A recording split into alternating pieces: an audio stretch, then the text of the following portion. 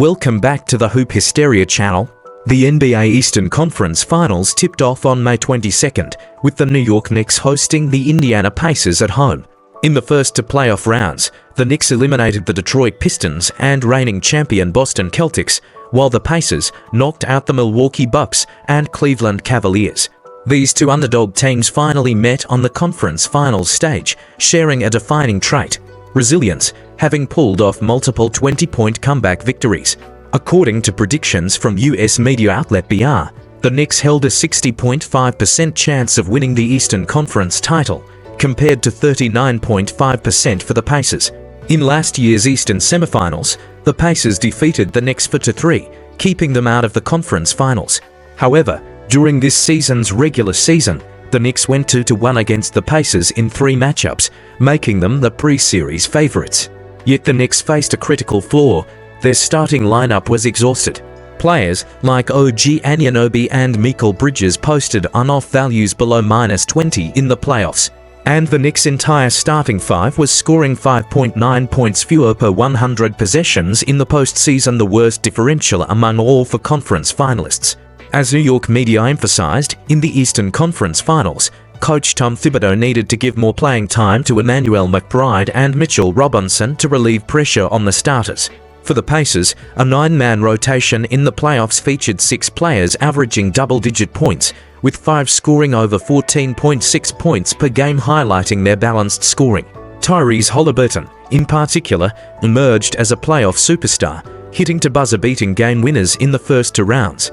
However, the Pacers faced historical baggage. In their previous 9 Eastern Conference Finals appearances, they had advanced to the NBA Finals just once, holding the worst win rate among all teams with at least 3 conference final berths.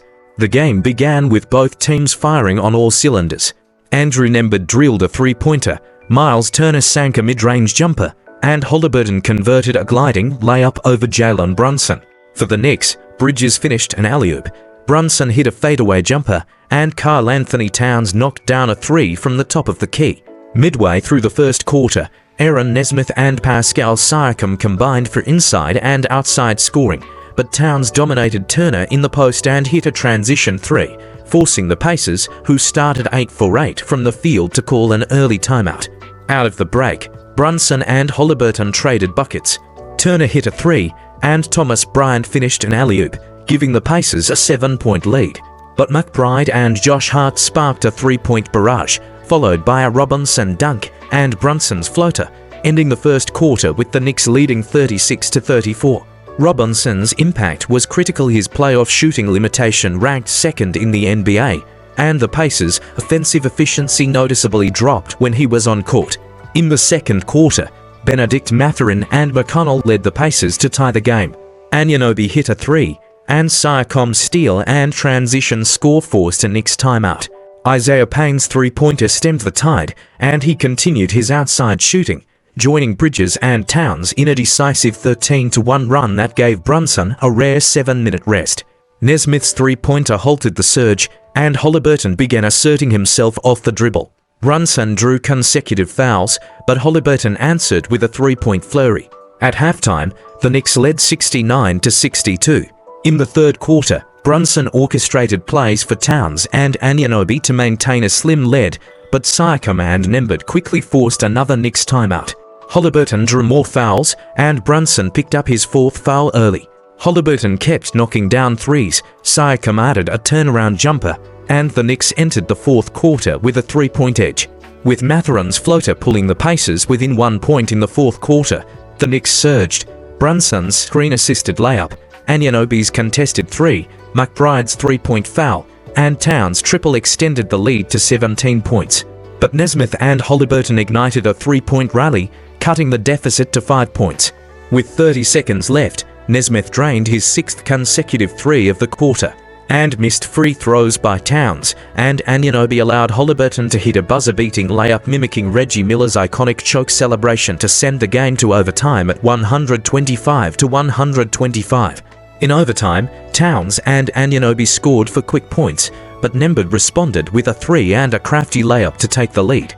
Haliburton and Brunson traded clutch plays, and with 30 seconds left, Nembhard's layup put the Pacers ahead for good. Obi Toppin's thunderous dunk offered late hope, but Brunson and Towns missed critical shots, and the Pacers sealed a 138-135 victory, completing a stunning 17-point comeback. Notably, since the 1996-97 season, teams trailing by 7 points with 50 seconds left in playoff games are fell to 1,702, and 3 of those for historic wins belong for the Knicks. Karl Anthony Towns solidified his status as the Eastern Conference's premier center. Despite limited touches, he dominated, shooting 11 of 16, 4 of 7 from 3 for 35 points, 12 rebounds, and 2 assists, outplaying the Pacers trio of Turner, Toppin, and Thomas Bryant.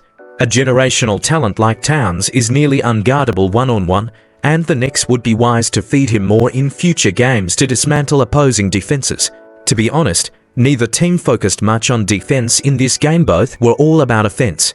Jalen Brunson thrived due to the light defensive pressure, shooting 15 of 20 for 43 points, 1 rebound, and 5 assists. Among the final 4 teams left in the league, Brunson ranks among the top 3 in isolation scoring ability. Remarkably, he even rested for 8 minutes in the first half. For the Pacers to beat the Knicks, they must find ways to drain Brunson's energy. Tom Thibodeau stuck with an 8-man rotation for the Knicks. Frankly, if he continues this approach, the Pacers are favored to eliminate New York. Playoff stage player fatigue is real, and the Knicks showed clear signs of exhaustion in the fourth quarter. Additionally, the Knicks can't keep trading buckets with the Pacers. Their true advantage lies in defense. Establishing a big lead through solid defense and offense is key to winning. Thibodeau did give significant minutes to Emmanuel McBride plus 21 plus-minus, game high, and Mitchell Robinson to points, 8 rebounds, for offensive rebounds in 20 minutes. Their mobility and physicality overwhelmed the Pacers at times. When the starters got proper rest, Brunson, Mikal Bridges, and Karl Anthony Towns all saw improved production and efficiency, a positive cycle. But in crunch time, the Knicks tightened up under pressure. Brunson seemed lost when double-teamed. Notably, unlike the controversial officiating in the Western Conference Finals involving Shai Gilgeous-Alexander, the East Finals refs kept interference to a minimum, despite the Knicks shooting 40 free throws. The Pacers stayed true to their team-first identity, a strategy that optimizes energy distribution.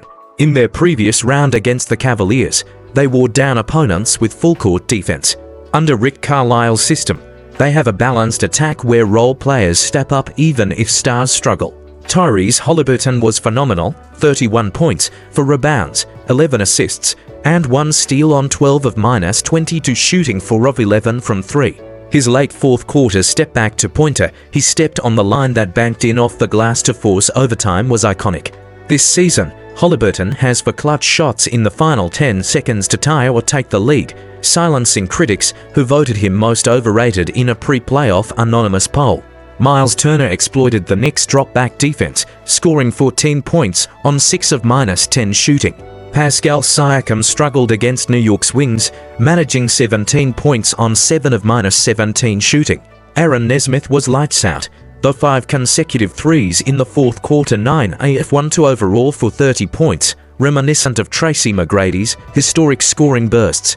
The Pacers' only weakness: their bench didn't dominate as usual, a key area to address against the Knicks. Still, they made history as just the 6th team ever to shoot 50% from the field and 40% from 3 in their first 10 playoff games, joining the 2014 Spurs, 2009 Nuggets, 2005 Heat, 1992 Blazers, and 1985 Lakers. Their 68.9% assist rate is the highest in playoff openers since the 2018 Warriors, epitomizing teamwork. Haliburton's for career playoff game-winning shots in the final to seconds trail only LeBron James 6, making him the youngest clutch performer since LeBron. But this win was a collective effort. The Pacers are the first team ever to have a different leading scorer in every game of a multi-game series. This game symbolizes the NBA's new era: unpredictable, chaotic, and thrilling. The Celtics, defending champs, 2 seed, are out. The Knicks needed controversial calls and a 21-0 run just to survive the first round. The Pacers' resilience and team basketball embody the league's beautiful chaos, where underdogs thrive and no lead is safe. This is playoff basketball at its most exhilaratingly unpredictable.